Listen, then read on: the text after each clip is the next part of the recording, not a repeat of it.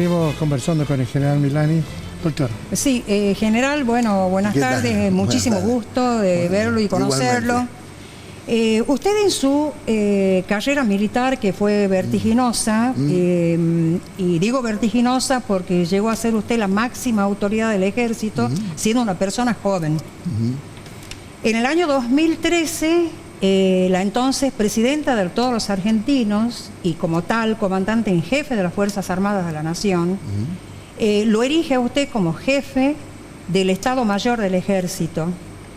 En el muy corto plazo, ella eleva su pliego al Senado de la Nación, ¿no es cierto?, para generar su ascenso a la máxima jerarquía dentro de la carrera militar, que es el cargo de teniente general. El entonces Procurador General de la Nación, cabeza del Ministerio Público Fiscal, emite un informe muy importante que, en base a todos los antecedentes que obran en la República Argentina, dice de su idoneidad para el ascenso en su carrera militar a teniente general, en función, ¿no es cierto?, de tener usted un legajo intacto desde el punto de vista de no haberse involucrado ni encontrarse comprometido ni con imputaciones ni con procesamiento vinculado a delitos de lesa humanidad. Es de público y notorio, no voy a profundizar al respecto, que esta asignación tan importante desde el punto de vista sobre todo de la elección de una persona que iba dispuesta a modernizar las Fuerzas Armadas de la República Argentina, y este ascenso de alguna manera fueron eclipsadas por falsas denuncias que determinó sobre todo que usted quedara involucrado en procesos de lesa humanidad donde ya fue absuelto. La pregunta concreta mía como abogado en particular, digamos, por procesos que se han desenvuelto en esta provincia y que hemos todos tenido la oportunidad de seguirlos desde el punto, porque son procesos públicos. La pregunta concreta es cómo un general de la República de su envergadura y con dictámenes de la cabeza del Ministerio Público Fiscal termina imputado y termina procesado por las estructuras más bajas del Ministerio Público Fiscal. Usted como militar, como hombre y como jefe de familia, ¿cómo atravesó todo ese proceso de la falsa denuncia o de la calumnia? Bueno, gracias por la pregunta.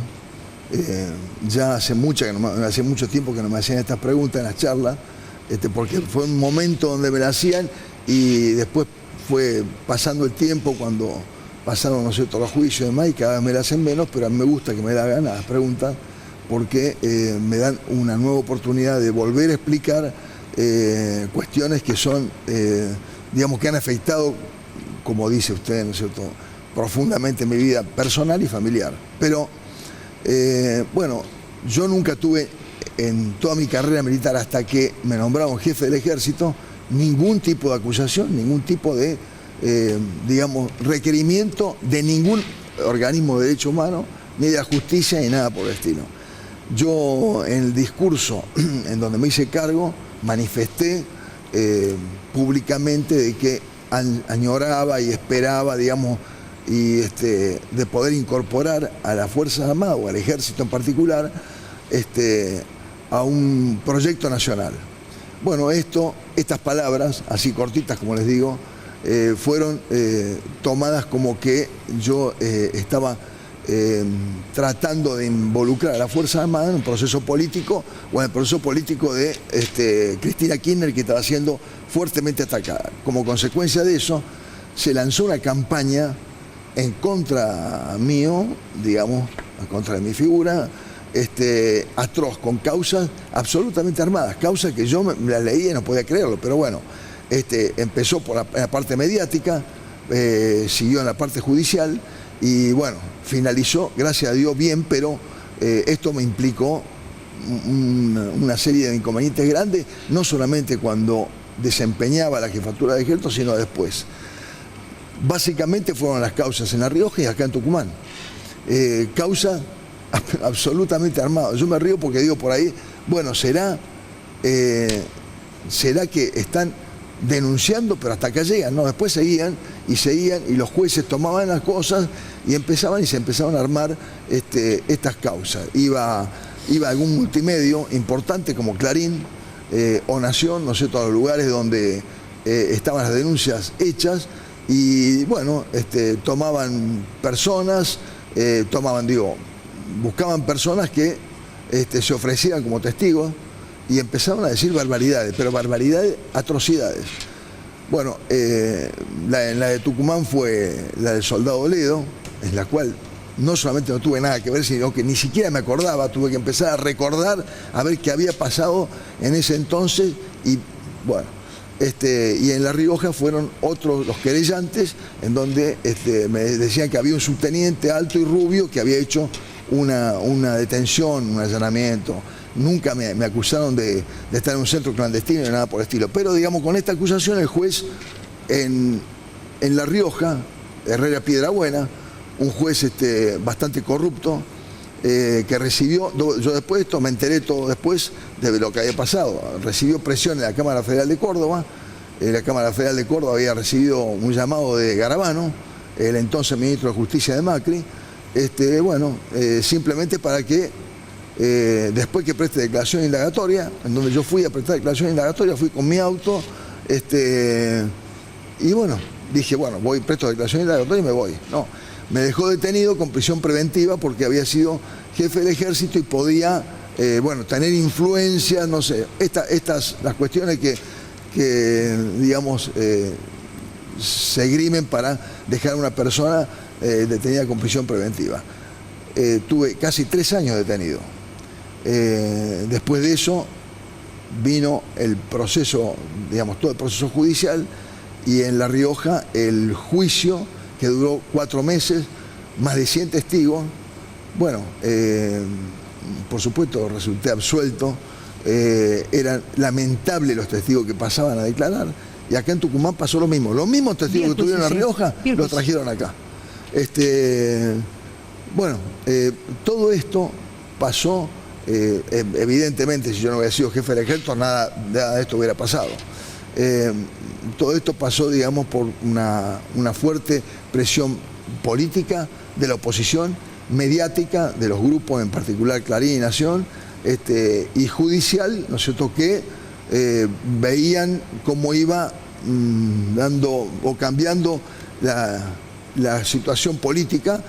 Llegó el gobierno de Macri y automáticamente comenzaron ya la persecución concreta para detenerme. Y hay una pregunta, una mínima pregunta, cortita. Sí.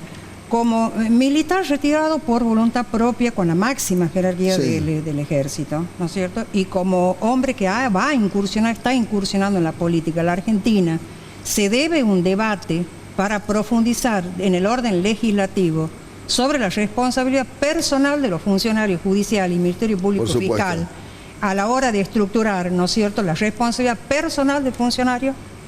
Por supuesto, por supuesto.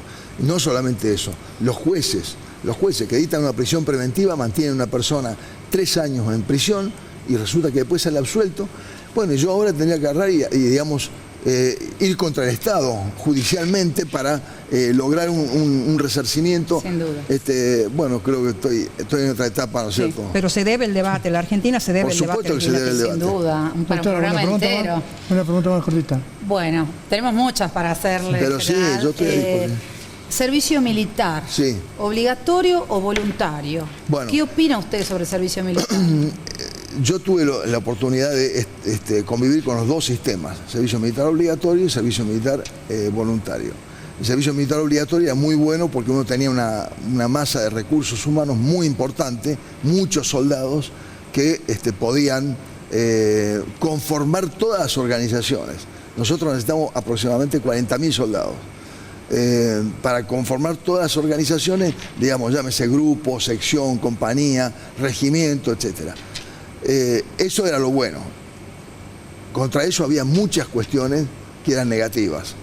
La primera de todas era que, digamos, se le quitaba 1 año, o en muchos casos era más de 1 año y medio, a gente joven que estaba o iniciando un trabajo o iniciando un estudio, lo claro. que sea, y se lo obligaba a estar dentro de las Fuerzas Armadas. Esto hace 100 años atrás fue muy bueno porque había muchas, digamos, el ejército obró como, a ver, ¿cómo puedo decirlo en buenos términos?